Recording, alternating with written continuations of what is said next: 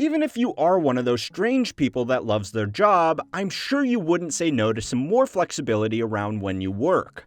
The corporate response to the COVID pandemic has accelerated a trend of more people working remotely, a trend which is quickly reducing the importance of rigid schedules and the need to live near metropolitan centers. This trend has coincided with a time when workers are demanding more from their employers than ever before, and in many cases, these demands are being met. The fight for fewer working days is a battle as old as worker relations. Just 100 years ago, the 5-day workweek was unthinkable for American laborers, but in 1932, the states officially adopted the 5-day workweek in an attempt to combat the unemployment crisis caused by the stock crash and subsequent Great Depression of 1929. We are currently amid another shakeup of our own way of life, one that is on par with the severity of the Great Depression. So, perhaps it's time again to reassess how we work. Maybe it's time again to look at the surprisingly solid case for cutting down the days that the average American worker devotes to labor. There is a surprisingly solid case for a working week of just 3 days for most jobs.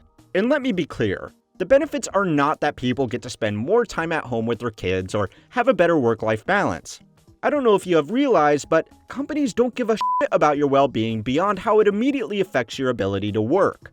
Unfortunately, those same companies are going to be the ones that decide our working arrangements. So, for the sake of this video, I'm going to leave all of the personal fulfillment rubbish to the side and just focus on demonstrating why shorter work weeks are good for business and the economy. So, it's time to learn how money works, which was made possible this week by Storyblocks. Storyblocks is an online library of over 1 million pieces of stock footage, which I use to make all of my videos. Finding the right shot for a video can be really challenging. If you wanted to talk about the stock market, for example, you would have to search the internet for the appropriate video. Once you found it, you would need to worry about the original author copyright claiming the clip, which would limit how you distribute and profit off the effort you put into the rest of the work.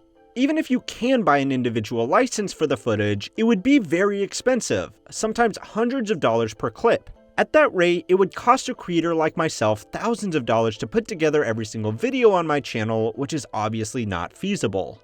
Storyblocks takes all that stress and makes it as simple as typing stock market into their search bar. Instantly, the searching, downloading, and licensing is taken care of for you for an unlimited number of videos. Storyblocks' affordable subscription plans give you an all-you-can-download buffet of clips, templates, and music files ranging from the majestic to the absurd.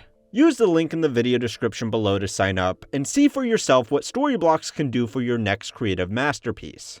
Before the 5-day workweek was officially adopted as the industry standard, Henry Ford gave it to his employees as a reward in 1926. This came as a huge shock at a time when the standard was a 6-day workweek with the expectation of 12-hour days for most jobs. Ford was still a ruthless businessman, so he wasn't doing this out of the kindness of his heart. His motivations were purely those of a pragmatic businessman.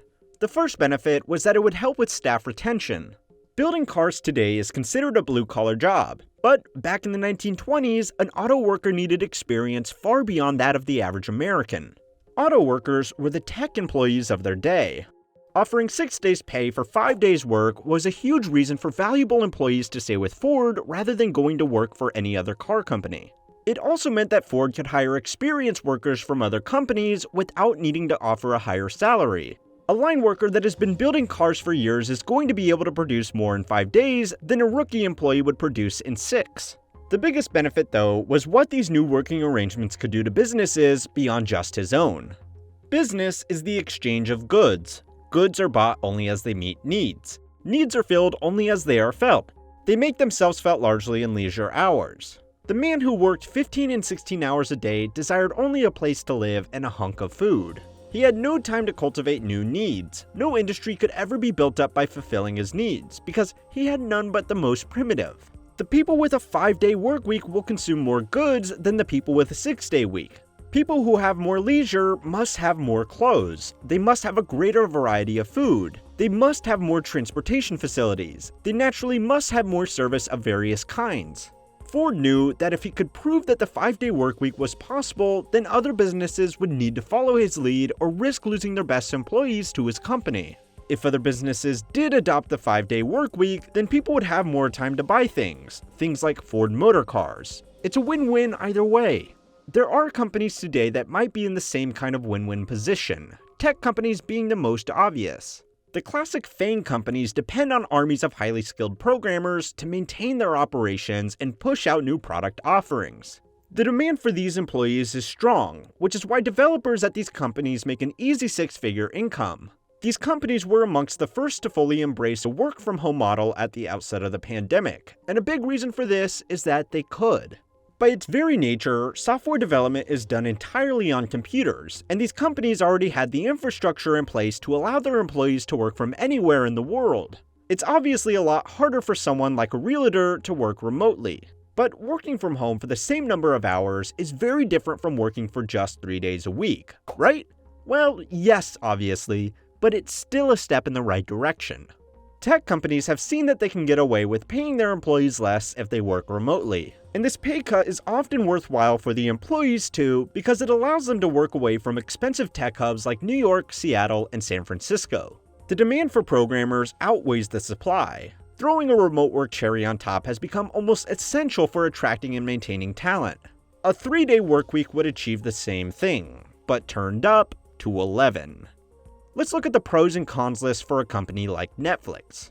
The biggest con is the lost man hours. If people are working 40 fewer days, then the company should expect 40% less output. That means projects will take almost twice as long to complete, and issues will take twice as long to solve, right? Wrong. To start with, the company could rightfully demand extra hours to be worked on the 3 days that people are in. I would gladly work 10 hours a day if it meant I only had to work 3 days a week, and a community poll I ran last week has shown that most of you agree with me. A 30-hour week is still a reduction in man hours, but there is a good chance that those hours will be more productive. There are fixed and variable hours of productivity during a working day. A typical 40-hour week spread out over 5 days will have 5 daily team meetings, 5 lunch breaks, 5 morning coffee runs, basically 5 of everything that takes staff away from their primary responsibilities. A 30-hour work week spread out over 3 days will still have these distractions, but it will have less of them. Companies would be looking at the difference between 31 hours and 25 hours on task. Those hours are also going to be more productive, because people just work better once they are in the groove of getting stuff done. Let's just be honest with each other. The first and last hours in the office are not times of peak performance. A 3-day work week also cuts down on these lazy hours. It gets even better for the workers themselves, because there are wasted hours in a working day that aren't borne by the employer. The average American commutes 30 minutes back and forth from their job. When you add in the time to get ready for work and catch up once you get home, it can easily add up to another 10 hours per week, which would be cut down to 6 in a 3-day work week model. The days that you do work would suck, but they would probably suck less knowing that you could get away with doing nothing but relaxing and sleeping when you got home, and the chores can wait for one of your 4 days off. Again, we really don't care about the individual experience here, unless it directly benefits the company offering the 3-day work week. So the con of lost man hours remains, but it's not nearly as bad as you would expect. The other big con would be lost opportunities due to downtime. The Monday to Friday work week exists because almost all professional jobs involve dealing with other companies on similar schedules. A business-to-business company would lose 2 days worth of potential deals if they gave their staff Thursday and Friday off. A company that provides an ongoing service could also find this exchange extremely hard to make. If a CFO calls their bank to extend their line of credit by another $20 million on a Thursday, they are going to have taken their business elsewhere by Monday morning when the 3-day banker gets back into the office. There are ways to mitigate this. Have half of your staff work Monday to Wednesday and the other half work Wednesday to Friday. But that would admittedly work out to be more expensive than just having everybody work 5 days per week. There are some industries where these working hours would actually be a benefit though.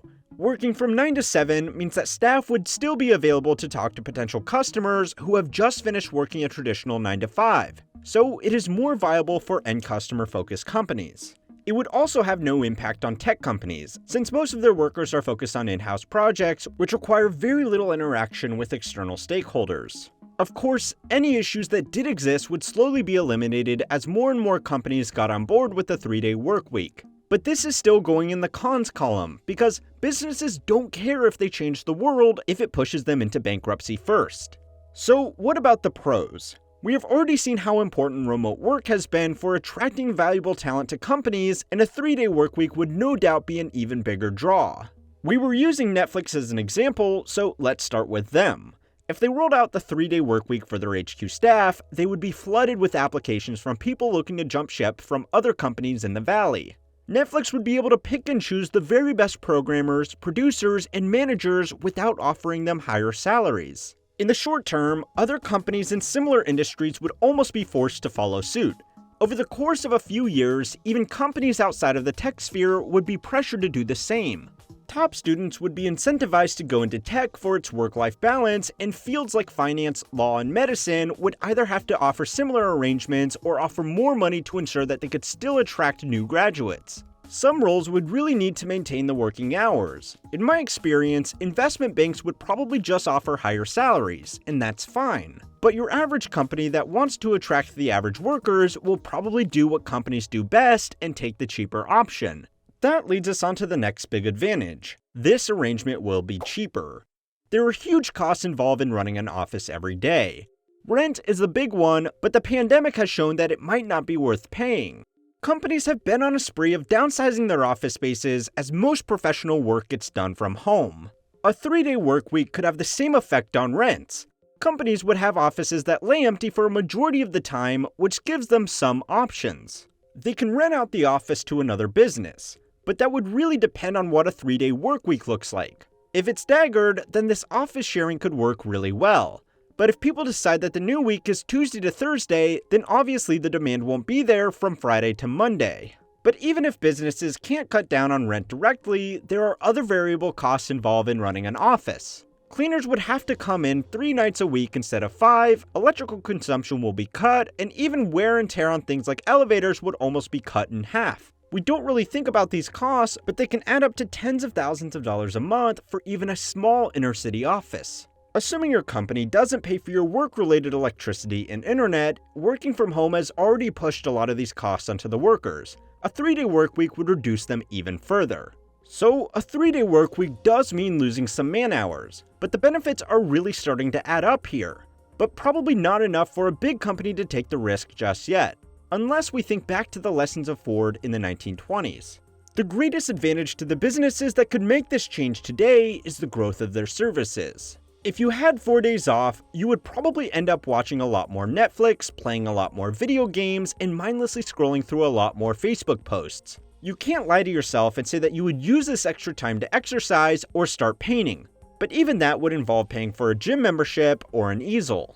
People with more time have more time to spend money, more time to watch ads, more time to hand over all their precious data. A 3-day workweek would provide a massive upside to the very same companies who are best suited for being the first to offer this to their employees. Now, if all of this optimism has made you feel sick, let me bring you right back to reality with my video on why none of this will ever come true and you will likely never retire at all. A big thanks again to Storyblocks as well as my channel members and patrons on Patreon for making it possible for everybody to keep on learning how money works.